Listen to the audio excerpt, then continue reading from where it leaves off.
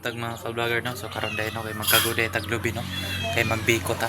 So mo na itong kaguro no, mo na itong kaguran. Siyam na kabuok, sakto sa 8 ka kilo nga pilit para ato ng sugdan.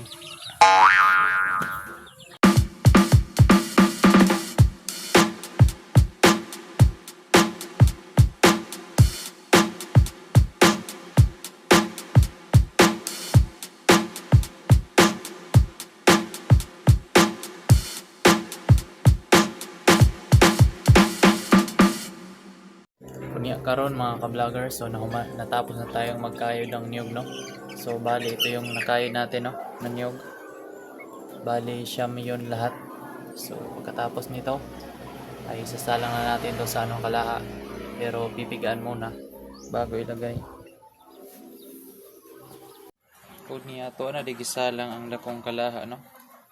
Kaniya tong gamiton kay ubay-ubay man ang masulod di ani nga kalaha. Pero nato ibutang ang biko, pero unahon sa nato ang gata kay magpa kunya ato na rin gibutang ang gata no, o gibutang na di ay di ko nang butang sa gata.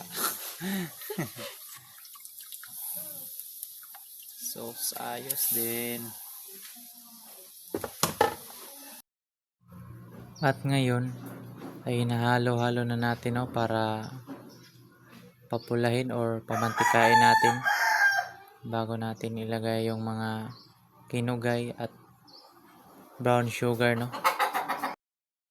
At ngayon ay nilagay na natin tong black na kinugay.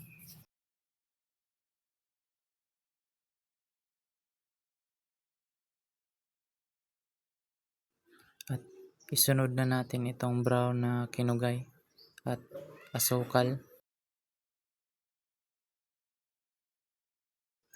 At haluin natin ng maigi para ito'y matunaw ng mabuti at ma-mix ng husto.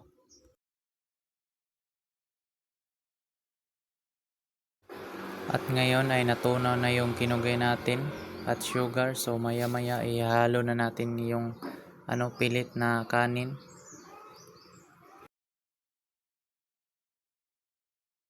Ngayon ilalagay na natin ang pilit na kanin sa kinugay.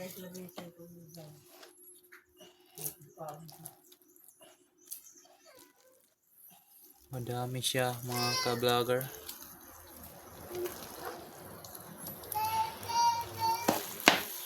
Ayan, nahalo na. Pala mainit. So at ayan, na-mix na natin. Na-mix na natin itong ating biko. So isasalang muna natin to sa sa abuhan. So yun lang muna. Maya maya kakain na tayo. At sa hindi pa nakapag follow or subscribe dyan, so pwede kayong mag follow or subscribe at mag comment, like at mag share na rin. So ayan mga ka-vlogger, so naluto na ang ating biko no. So ayan, kung makikita nyo, kakain na tayo no. Lalagyan muna natin ng ito para masarap. Ayan.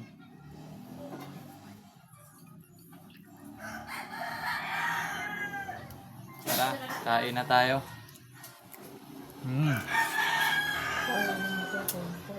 Good. Nay.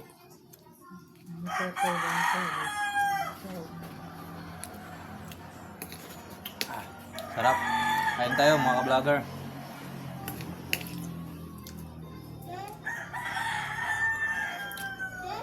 Yun lang no. Salamat sa panonood. So huwag kalimutang mag-subscribe sa ating munting YouTube channel. So hanggang sa muli no.